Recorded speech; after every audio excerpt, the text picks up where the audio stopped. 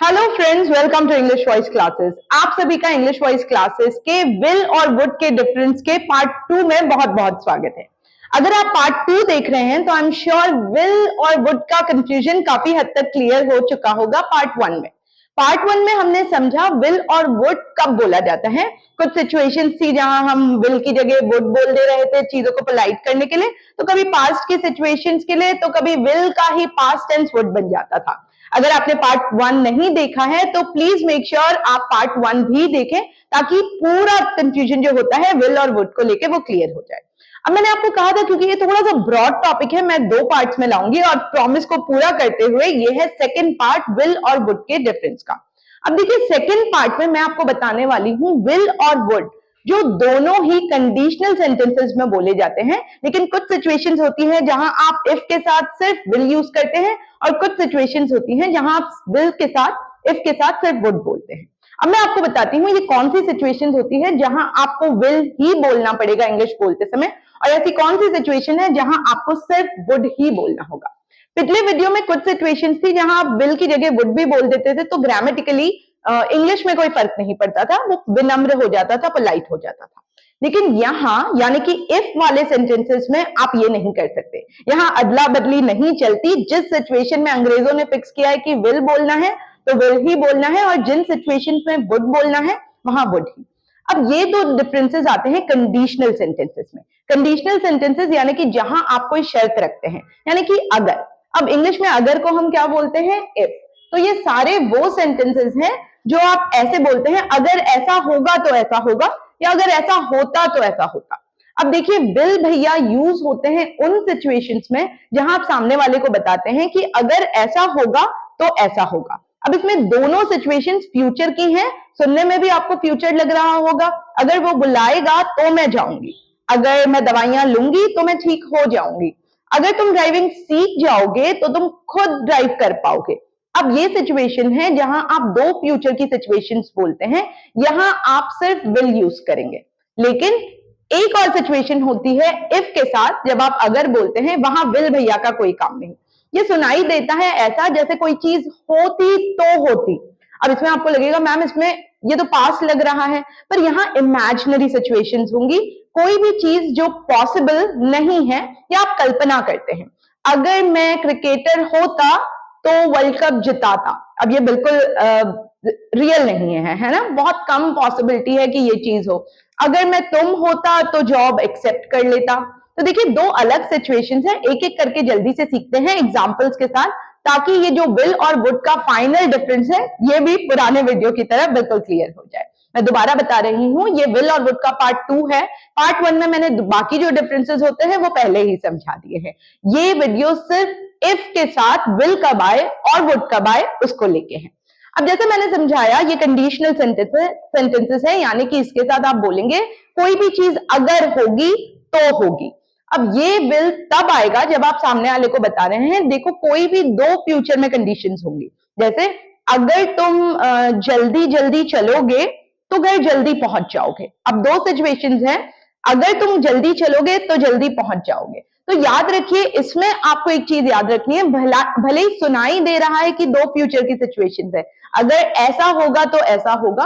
अगर वाले के साथ इफ के साथ जो सेंटेंस है अगर ऐसा होगा, इसको आप सिंपल प्रेजेंट टेंस में बोलेंगे। ये एक ट्विस्ट है और इसीलिए मैं कुछ एग्जांपल्स लाई हूं ताकि ये कंसेप्ट क्लियर हो जाए। सुनने में बिल्कुल फ्यूचर लग रहे हैं दोनों, लेकिन जब आप ऐसा बोलेंगे इफ की विल से लड़ाई है। इफ के साथ ना कभी विल बोला जाएगा ना वुड, आप विल वाला सेंटेंस दूसरे पार्ट में बोलेंगे। जैसे देखिए if you practice you will improve. अब ये विल भैया सेकंड पार्ट में आए, इफ वाला सेंटेंस था अगर तुम प्रैक्टिस करोगे। हिंदी टू इंग्लिश के चक्कर में मत रहिएगा, अगर तुम प्रैक्टिस करोगे सुनने में सिंपल फ्यूचर लग रहा है पर आप इसको प्रेजेंट टेंस में बोलेंगे। कभी भी दोनों फ्यूचर टेंस एक साथ नहीं आएंगे। इफ की विल से लड़ाई है, इफ को आप सिंपल प्रेजेंट टेंस में बोलेंगे, यानी कि इफ यू विल नहीं, इफ यू प्रैक्टिस, अगर तुम प्रैक्टिस करोगे यू विल इंप्रूव, तुम इंप्रूव करोगे। Simple, if you practice you will improve. एक और एग्जांपल देखते हैं ताकि आपको पता लग जाए। अब देखिए यहां आपको फ्यूचर वाले सेंटेंस में वुड नहीं बोलना है, यहां आपको विल ही बोलना है। इफ वाले के साथ प्रेजेंट टेंस, दूसरे सेंटेंस के साथ विल प्लस फर्स्ट फॉर्म। और देखते हैं if we take a shortcut we will reach early. If we take a shortcut will reach early. अब इसका मतलब है अगर हम शॉर्टकट लेंगे, मैंने कहा है इफ के साथ विल नहीं बोलना है, भले ही सुनाई ऐसा दे रहा है कि अगर ऐसा होगा तो ऐसा होगा। If we take a shortcut, अब आएंगे विल भैया, हमारे इस वीडियो के हीरो विल रीच, यानी कि हम जल्दी पहुंच जाएंगे। दोनों सेंटेंस का मतलब एक साथ फ्यूचर ही है, लेकिन जब आप बोलेंगे इफ की विल से लड़ाई है तो आप इफ के साथ सिंपल प्रेजेंट टेंस बोलेंगे। If we take a shortcut, अगर हम शॉर्टकट लेंगे, वी विल रीच अर्ली, हम जल्दी पहुंच जाएंगे। ठीक है, अब देखिए एक और सेंटेंस है, if you wear that dress you will look stunning. अगर तुम ये ड्रेस पहनोगी, इफ के साथ प्रेजेंट टेंस यानी कि विल कुछ नहीं बोलना है। If you wear this dress, अगर तुम ये ड्रेस पहनोगी, अब विल भैया हमारे फिर से आ जाएंगे, तुम बहुत सुंदर दिखोगी। स्टनिंग एक एडजेक्टिव है, स्टनिंग होता है बहुत खूबसूरत, बहुत सुंदर। तो देखिए यू विल लुक स्टनिंग, अभी पहनी नहीं है, दो फ्यूचर की क्रियाएं हैं। अगर तुम ये ड्रेस पहनोगी तुम बहुत सुंदर लगोगी। If you wear this dress you will look stunning. ठीक है, तो एक कंसेप्ट बिल्कुल दिमाग में बैठा लीजिए, अगर ऐसा होगा तो ऐसा होगा को इफ वाले के साथ तो हम प्रेजेंट टेंस बोल देंगे, यानी कि सब्जेक्ट बोलना है और सीधे क्रिया का फर्स्ट फॉर्म बोल देना है। और उसके बाद जो फ्यूचर का सेंटेंस है तो ये हो जाएगा, उसके साथ आप हमेशा विल बोलेंगे और फर्स्ट फॉर्म बोलेंगे, वुड का झमेला रखना ही नहीं है। तो यहां ये एक ऐसी कंडीशन है जहां विल ही आएगा। एक और एग्जांपल, इफ दे विन, अगर वो जीतेंगे। अब इफ दे विन जीतते हैं नहीं है, क्योंकि ये कंडीशनल है, तो यहां क्योंकि आगे फ्यूचर आ रहा है तो दोनों फ्यूचर ही साउंड करेंगे। इफ दे विन, अगर वो जीतेंगे, दे विल सेलिब्रेट, वो क्या करेंगे, वो लोग सेलिब्रेट करेंगे, वो लोग उस चीज को बहुत उत्सव की तरह मनाएंगे उस खुशी को, उस जीत को। So if they win they will celebrate. अब देखिए इफ दे विन है, इफ दे विल, अगर आप हिंदी सोचे, अगर वो जीतेंगे तो वो सेलिब्रेट करेंगे, बेचारा नॉर्मल स्टूडेंट या कोई भी सोचेगा अगर वो जीतेंगे यानी कि if they will win they will celebrate. English में दोनों तरफ विल कभी नहीं आएगा। इफ की विल और वुड से लड़ाई है तो इफ वाले के साथ आप सिंपल प्रेजेंट टेंस बोलेंगे। If they win, simple present tense, they will celebrate. तो ये एक कंडीशन है जहां इफ के साथ हमेशा सेकंड पार्ट में आप विल बोलने के बाद फर्स्ट फॉर्म बोलेंगे और कहीं गुंजाइश नहीं है कि वुड भैया चुपचाप से यहां घुस जाए। तो ये क्लियर है, विल कब आएगा कंडीशन में, अगर ऐसा होगा तो ऐसा होगा। अगर आप दवाइयां खाओगे तो आप जल्दी रिकवर हो जाओगे। दो फ्यूचर की सिचुएशन है, तो मैं इफ के साथ विल नहीं बोलूंगी क्योंकि आपको पता लग गया है इफ और विल की लड़ाई हो रखी है, वो एक साथ कभी नहीं बोले जाएंगे। तो मैं क्या करूंगी, इफ वाले को प्रेजेंट टेंस में बोल दूंगी। If you take medicine you will recover soon. If you will take medicine नहीं होगा, if you take medicine you will recover soon. हाँ, सेकेंड वाले में विल प्लस वर्ब का फर्स्ट फॉर्म। तो ये था इफ के साथ विल कब बोला जाता है। अब असली वीडियो का मुद्दा, यानी कि मैम ठीक है विल भैया का कंसेप्ट क्लियर हो गया, इफ के साथ विल तब आ रहा है जब अगर ऐसा होगा तो ऐसा होगा।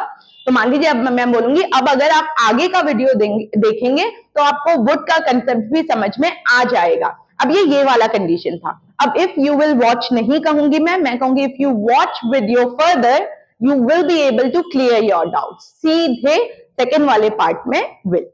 अब देखिए वुड भैया की इफ के साथ एक अलग ही सिचुएशन में दोस्ती हुई है। वुड भैया इफ वाले सिचुएशंस में तब आते हैं, बेसिकली कंडीशनल सेंटेंसेस कहलाते हैं। ये होता है सेकंड कंडीशन, ये है हमारी थर्ड कंडीशन। अब देखिए सॉरी, ये है हमारी फर्स्ट कंडीशन, ये है हमारी सेकंड कंडीशन। 0 1 2 3 कंडीशंस होती हैं, उन चक्करों में मत पड़िए और इसीलिए मैं आपको वैसे बता भी नहीं रही हूँ क्योंकि स्पोकन इंग्लिश में आके कोई नहीं पूछता ये कौन सा कंडीशन है। आपको तो सिर्फ ये पता लग गया अगर ऐसा होगा तो ऐसा होगा, मैं मुझे ये फॉर्मूला यूज करना है। ये वो सारी सिचुएशंस में वुड बोला जाता है जहां आप इमेजिन करते हो, इसका वास्तविक से कोई लेना देना नहीं होता है। कोई भी हाइपोथेटिकल इम्पॉसिबल सिचुएशन, जैसे अगर मैं ऐश्वर्या राय होती या अगर मैं अंकिता होती, अब मैं प्रियंका हूं मैं अंकिता नहीं हो सकती, या अगर मैं डॉक्टर होती।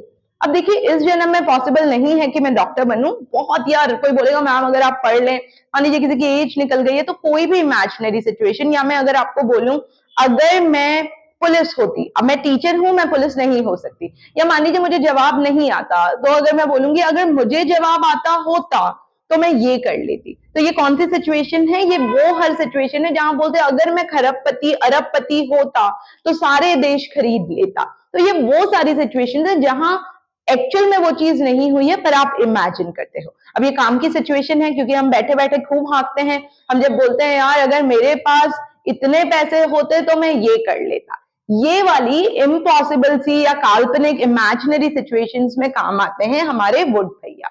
अब आप दिमाग में रखिएगा रियल फ्यूचर की सिचुएशन के लिए विल, जहां आप इमेजिन करते हैं कि अगर ऐसा होता तो ऐसा होता के लिए वुड।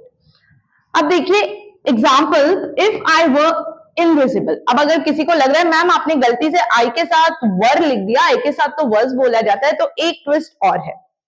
अब देखिए इस वाली कंडीशन में जहां आप हाँकते हो या कोई इम्पॉसिबल सिचुएशन के बारे में बताते हो कि अगर मैं ये होता, आप कभी भी वर्स नहीं बोलेंगे, आप हमेशा वर बोलेंगे। दिमाग में बैठा लीजिए, if I were Ankita, if he were Ankita, if she were Ankita, if he were Hrithik, if I were Kareena Kapoor, ये सब इम्पॉसिबल है।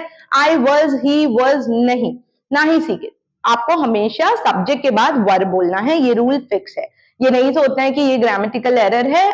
नॉर्मल सिचुएशन में I was, he was, she was, it was, पर यहां जब आप कोई काल्पनिक सिचुएशन बोलते हैं तो आप आई, ही, शी, इट के साथ भी वर बोलेंगे। तो आप क्या करेंगे, ये वाले पार्ट, इफ वाले पार्ट के साथ तो आप पास्ट बोलेंगे, और जो सेकेंड सिचुएशन है कि मैं ये कर लेता, ये हो जाता, ये ऐसा हो जाता, उसके साथ आएंगे हमारे वुड भैया और क्रिया का फर्स्ट फॉर्म। यहां देखिए, यहां भी क्रिया का फर्स्ट फॉर्म ही लगेगा। आपको सिर्फ ध्यान क्या रखना है, इफ वाले के साथ सिंपल पास्ट, लेकिन वर्स की जगह आप हमेशा वर बोलेंगे। एग्जाम्पल्स के साथ सीखते हैं तो और इजी हो जाएगा। If I were invisible, invisible होता है अदृश्य। अब देखिए ये एक इमेजिनरी सिचुएशन है, अभी तक तो इंसानी ताकत में ये क्षमता नहीं आई है कि वो अदृश्य हो जाए। यू नेवर नो, साइंस जिस हिसाब से टेक्नोलॉजी को आगे ले जा रहा है, हो सकता है घड़ी पहनेंगे मिस्टर इंडिया की और हम गायब भी हो जाए, पर अभी वो सिचुएशन नहीं आई है, तो इसको हम इमेजिनरी मान रहे हैं। इफ आई वर इनविजिबल, अगर मैं अदृश्य होती, I would steel all the money. अब हिंदी विंदी नहीं सोचना है कि मैम मैं चुरा लेती, तो पास्ट है ही नहीं, या वुड क्यों आ रहा है। आपको दिमाग में क्या बैठाना है, अगर ऐसा होता तो ऐसा होता, जहां आप काल्पनिक सिचुएशंस बता रहे हैं जो एक्चुअल में नहीं हो सकती या अब पॉसिबिलिटी नहीं है, उसमें आप इफ आई वर इनविजिबल हमेशा वर या सिंपल पास्ट, और नीचे I would steel all the money. अगर मैं अदृश्य होती तो मैं सारे पैसे चुरा लेती बैंक के। If I were invisible I would steel all the money from the bank. यहां आप वुड की जगह विल नहीं बोल सकते, बिल्कुल प्रॉपरली डिफाइंड रूल्स है, यहां आपको वुड ही बोलना पड़ेगा। एक और एग्जांपल देखिए, इफ आई वर यू, जैसा मैंने कहा आई के साथ वर्स का बिल्कुल कोई चांस ही नहीं है, क्योंकि ये इम्पॉसिबल इमेजिनरी हाइपोथेटिकल सिचुएशंस है। तो आप बोलेंगे इफ आई वर यू, अगर मैं तुम होती। अब देखिए नहीं चांसेस है, आप बन के पैदा हुए, इस जन्म में तो पॉसिबिलिटी बहुत ही कम है, अनटिल एंड अनलेस कोई ऐसा जादू हो जाए। तो आप बोल रहे हैं अगर मैं तुम होती imaginary, if I were you I would apologise, मैं माफी मांग लेती। अब देखिए मैं उस सिचुएशन में नहीं थी या मैं वो नहीं हूं, पर मैं कह रही हूं if I were you I would apologise, यहां आप वुड ही बोलेंगे। ये वाले पार्ट में सिंपल पास्ट, मैं ये कर लेती के लिए यहां आप विल नहीं बोल सकते, वुड के साथ वर्ब का फर्स्ट फॉर्म। दोबारा बोल रही हूं, if I were you I would apologise, अगर मैं तुम होती तो मैं नौकरी ले लेती। If I were you I would accept the job proposal. If I were you I would appreciate it, तुमने तो तारीफ भी नहीं की, अगर मैं तुम होती तो मैं जरूर तारीफ करती। If I were you I would sleep a little more, अगर मैं तुम होती तो मैं थोड़ी सी और नींद ले लेती। ठीक है, तो ये सब इमेजिनरी सिचुएशंस है।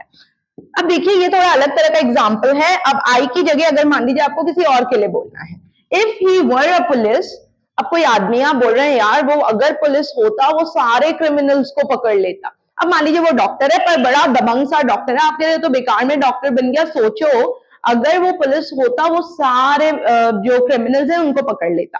तो ऐसी सिचुएशन में आप क्या करेंगे, if he were a police, अगर वो पुलिस होता, बिल्कुल चुलबुल पांडे जैसा होगा कोई पर्सनालिटी, आप उसके लिए कह रहे हैं, है वो डॉक्टर, अब वो पुलिस नहीं बन सकता।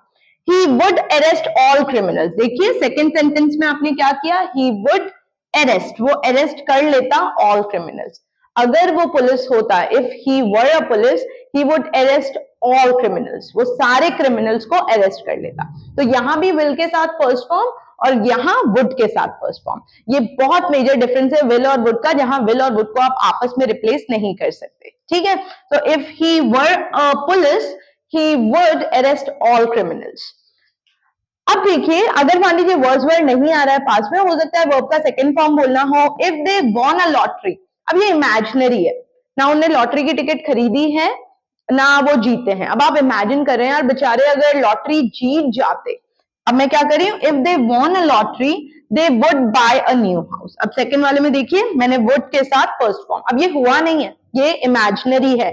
मैं इमेजिन कर रही हूँ अगर लॉटरी जीत जाते वो लोग, तो वो लोग एक नया घर खरीद लेते, बेचारे बहुत परेशान हो रखे हैं। तो मैं बोल रही हूँ, if they won a lottery, simple past, they would buy a new house, वो लोग नया घर खरीद लेते। इमेजिनरी है, इसका रियल लाइफ से, जब हम कहते हैं ना ये सारे काल्पनिक हैं, इनका वास्तविक जीवन से कोई लेना देना नहीं है, तो ये कंडीशन वैसी ही है, लेकिन बातचीत में हम बहुत बार इस चीज का जिक्र करते हैं। एक लास्ट सिचुएशन और बताती हूँ, if I knew the answer. अब देखिए, मैं नहीं थी उस सिचुएशन में, पर मैं बोल रही हूँ अरे यार तुम लोग तो मदद ही नहीं करते, अगर मुझे जवाब पता होता तो मैं तुम्हें बता देती। अब ये इमेजिनरी है, ऐसी कोई सिचुएशन आई नहीं, पर आप इमेजिन कर रहे हैं कि if I knew the answer. अब नो का सेकंड फॉर्म बोल दिया पहले पार्ट में, simple past, if I knew the answer. अब सेकंड पार्ट में आप वुड बोलेंगे, विल नहीं बोल सकते। अब आप बोलेंगे I would tell it to you, मैं तो बता देता। अब वो कह रहा है यार तू तो था ही नहीं उस सिचुएशन में, मैंने तो किसी और से पूछा था। पर वो अपनी इमेजिनरी दुनिया में जाके बोल रहा है, अगर मुझे आंसर पता होता, if I knew the answer I would tell it to you. Would plus verb का फर्स्ट फॉर्म। तो ये है विल और वुड को लेके मेजर डिफरेंस जब आप कंडीशनल यानी कि अगर वाले सेंटेंस बोलते हैं। तो एक बहुत मेजर डिफरेंस विल और वुड का ये हो जाता है, अगर ऐसा होगा तो ऐसा होगा। इस सिचुएशन में अगर के साथ पहले सिंपल प्रेजेंट टेंस, फिर will plus first form, would नहीं बोल सकते। और सेकंड वुड, अगर ऐसा होता तो ऐसा हो जाता, काल्पनिक सिचुएशन। अगर मेरे पास अपना एक देश होता तो मैं ऐसे रूल्स बनाती, ये काल्पनिक है। तो फर्स्ट वाले पार्ट के साथ, if I had my own country I would make my own rules, मैं अपनी खुद की रूल्स बनाती। तो ये था हमारा विल और वुड को लेके डिफरेंस। इसको कंडीशनल सेंटेंसेस बोलते हैं, पर हमें इन चीजों में नहीं पढ़ना। हमेशा की तरह ग्रामर को सिंपल रखिए, मतलब समझिए, सिचुएशन समझिए और प्रैक्टिस कीजिए। इन सारे सेंटेंसेस को कहीं लिख लीजिए और खुद इमेजिन कीजिए। हो सके तो कमेंट सेक्शन में एक इसका एग्जाम्पल और एक इसका खुद का बनाया हुआ एग्जाम्पल देखिएगा। मैं सबको रिप्लाई करती हूँ और मैं देखूंगी कि दोनों एग्जाम्पल सही है कि नहीं। अगर आप मुझे पहली बार देख रहे हैं तो प्लीज कंटेंट पसंद आया हो, मेरा पढ़ाने का तरीका अच्छा लगा हो, तो चैनल को जरूर सब्सक्राइब कीजिएगा।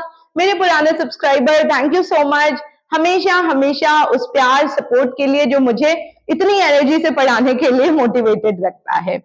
पार्ट 1 जरूर देख लीजिएगा, क्योंकि सिर्फ विल और वुड को लेके इतना ही डिफरेंस नहीं होता है। पार्ट 1 में मैंने बाकी डिफरेंसेस क्लियर कर रखे हैं। और अगर आपने दोनों पार्ट देख लिए हैं तो अब खुद से पूछिएगा, विल और वुड को लेके कोई डाउट तो नहीं है। अगर है तो कमेंट सेक्शन हमेशा ओपन रहता है, आप मुझसे आराम से बेहिचक बोल सकते हैं। हो सकता है कमेंट का रिप्लाई करने में थोड़ा लेट हो जाए, क्योंकि मेरी बाकी क्लासेस ऑफलाइन क्लासेस रहती हैं, पर मैं कमेंट का रिप्लाई हमेशा पर्सनली जरूर देती हूँ। मैं अपने एक एक सब्सक्राइबर, एक एक कमेंट करने वाले को जानती हूँ और हमेशा उनके रिप्लाईज को बड़े मन से पढ़ के रिप्लाई जरूर करती हूँ। ये थी आज की वीडियो। ऐसे ही एक यूजफुल वीडियो के साथ मिलेंगे अगले वीक। तब तक के लिए पुराने वीडियोस देखिए, प्रैक्टिस कीजिए, इंग्लिश को एक भाषा की तरह सीखिए, ना कि एक सब्जेक्ट की तरह, ताकि आप लोगों के सामने इसे एक सब्जेक्ट की तरह नहीं, जैसे आप हिंदी बोलते हैं, अपनी कोई रीजनल लैंग्वेज बोलते हैं, उसी कॉन्फिडेंस के साथ बोल पाए। ये था आज का वीडियो, मिलते हैं अगले हफ्ते, तब तक के लिए बाय बाय।